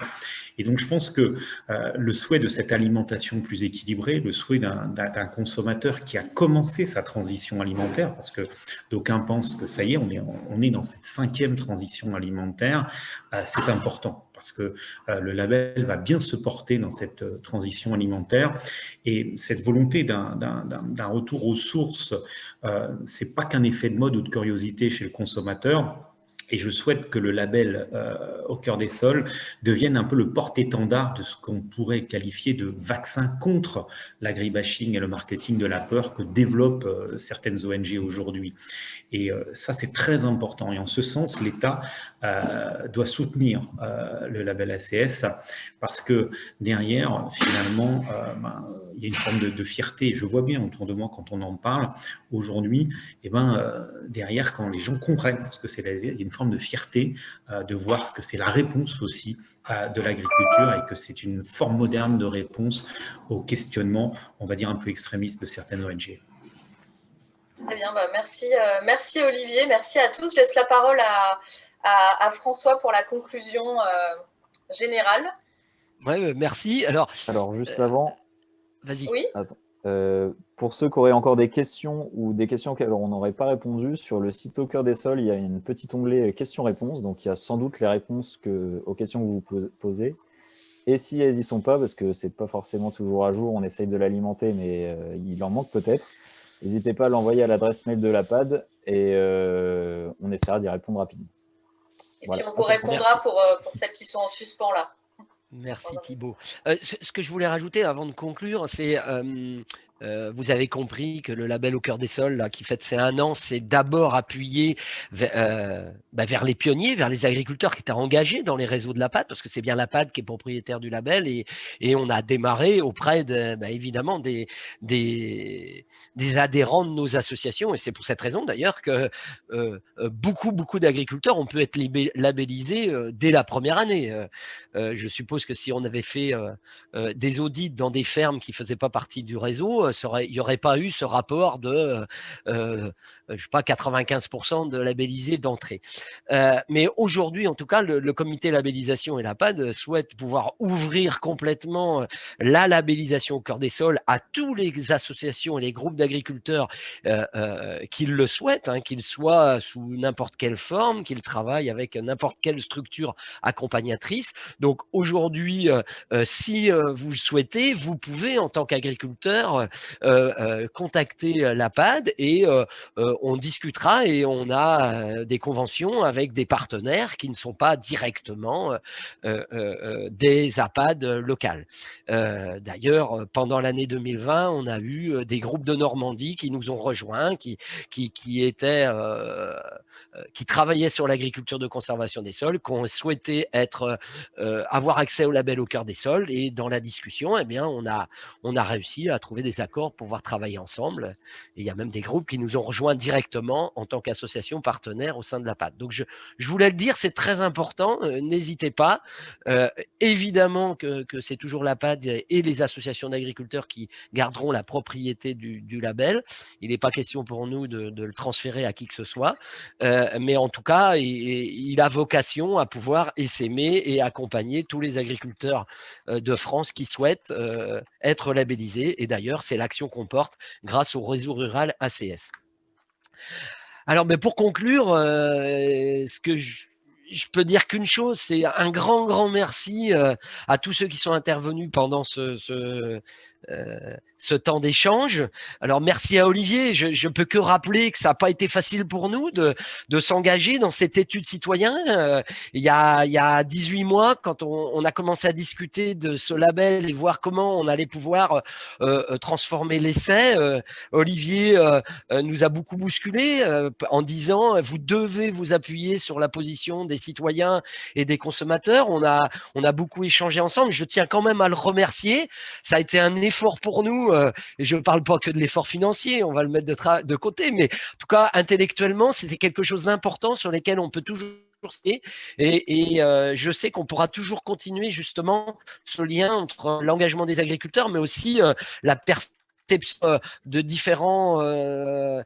des différents acteurs, des citoyens, des politiques et des universitaires comme lui ou des chercheurs. On travaille également avec tout un tas d'autres chercheurs qui nous épaulent, qui nous bousculent, mais qui nous permettent toujours d'aller dans le bon sens. Donc merci encore à lui d'avoir accepté d'échanger là. Merci évidemment aux agriculteurs qui sont autour de la table. Je le répète tout le temps, mais l'objectif pour nous, c'est de faire nombre, de se retrouver. On ne peut pas rester chez soi à se plaindre que d'autres parlent pour nous. Donc, vraiment, c'est le message que je souhaite passer au nom du conseil d'administration de l'APAD. C'est beaucoup d'agriculteurs s'engagent de façon bénévole complètement, mais avec un enthousiasme et du cœur autour de ce projet agriculture de conservation des sols, le label, le travail technique et de formation des hommes. Et il n'a du sens que si vous tous, agriculteurs, vous comprenez qu'on est à un moment où on peut reprendre la main. On doit reprendre la main pour pouvoir partager avec les concitoyens, avec nos voisins et avec les consommateurs à partir de ce qu'on fait, mais de ce qu'on porte. Donc, c'est vraiment un message d'encouragement à tous ceux qui n'ont pas passé le pas ou qui hésitent à venir. Et je redis encore un grand merci à Adrien, à Laurent, à Thomas, à Sylvain et à tous les autres qui œuvrent à la réussite de ce label. Je suis quand même obligé de remercier de façon très particulière toute l'équipe de salariés de l'APAD. Alors, Sophie, Thibaut et Marine qui est derrière, qui fait un petit peu le travail de petite main technique. Mais vraiment, je dois le dire, le travail que nous, agriculteurs, on porte, trouve toute sa dimension grâce à l'appui d'ingénierie qu'apportent tous nos salariés, que ça soit dans la gestion administrative, mais aussi dans l'ensemble de l'accompagnement. Un grand merci à eux. C'est très important pour nous, professionnels, de s'appuyer sur une équipe aussi dévouée et efficace. Évidemment, merci à vous tous. Alors, je ne sais pas, les 90 personnes, peut-être une centaine qui sont venues ce matin nous écouter. On regardera après s'il y avait beaucoup d'agriculteurs labellisés. Je l'espère. Mais en tout cas, tous ceux qui ont écouté cette heure et demie d'échange, j'espère qu'ils ont compris tout l'enthousiasme et ce qui fait le cœur de notre engagement, c'est la mise en mouvement. Si on devait décrire ce que l'on fait au niveau de l'association, au niveau du label Au cœur des sols, ça a été de dire faut démarrer le train. On ne va pas rester assis à attendre que d'autres fassent pour nous et allons-y ensemble. Et là, on est au début. On a démarré la locomotive, on est quelques-uns à essayer de mettre du charbon dedans pour emmener. Et ce qu'on souhaite, c'est qu'il y ait un maximum d'associations, d'agriculteurs qui puissent monter dans ce train pour pouvoir ensemble continuer à alimenter et à construire pour demain cette nouvelle agriculture qui, nous, on en est persuadés, sera réconcilier à la fois l'acte de production et l'acte de protection environnementale qui doivent être liés dans le même temps, mais aussi recréer des liens de confiance et d'écoute entre nous agriculteurs et nos voisins, les citoyens et les consommateurs. C'est un souhait que je porte et pour ça, je suis sûr que, et je l'espère, on peut compter sur l'engagement d'agriculteurs sur tout le territoire français. Et je ne vais pas aller plus loin parce que sinon, on va dire que je suis bavard. Alors, je vous souhaite à tous une bonne fin de journée. Je veux simplement vous dire que il va y avoir d'autres webinaires. Ah ben tiens, en voilà un. Donc, vous l'avez peut-être vu, lundi dernier, il y a eu une émission, on fait E = qui a pour la première fois dans une émission nationale à l'heure d'une grande écoute cité plus de 10 fois, peut-être 15 fois agriculture de conservation des sols. Je ne vais pas juger la qualité de l'émission parce que Mac Lesguy a accepté de venir faire un peu un making-of sur ce qu'il a vu, ce qu'il a perçu chez Ludovic Joaris, qui était l'agriculteur en agriculture de conservation des sols. Mais en tout cas, vous voyez que c'est tout ce travail-là qui est en route pour que demain, il y ait un peu plus de pourcentage de nos concitoyens qui aient une idée un peu plus près de ce qu'est l'agriculture de conservation des sols. Voilà, donc il y aura d'autres webinaires jusqu'à la fin mai, d'autres sujets, donc si ça vous intéresse, n'hésitez pas. Voilà. Et je voulais juste terminer par le label au cœur des sols. Alors, je ne sais pas si tu as le label en pleine page, Sophie, mais en tout cas, sachez que on n'est pas peu fiers d'avoir trouvé ce label qui reprend à la fois l'acronyme ACS et qui en même temps symbolise pour nous à la fois la dimension humaine de notre engagement autour du cœur, mais aussi autour de ces racines qui font le cœur de l'agriculture française et évidemment autour de ces feuilles qui montrent que les racines, elles servent si elles permettent de produire et d'obtenir, on va dire, tout ce qu'il faut pour que la société française et l'agriculture puissent ensemble faire un avenir commun positif. Voilà, merci à tous. Merci à tous, merci à tous nos intervenants et à bientôt pour d'autres webinaires. Merci à tous. Ciao, salut. Merci à tous nos invités, à bientôt.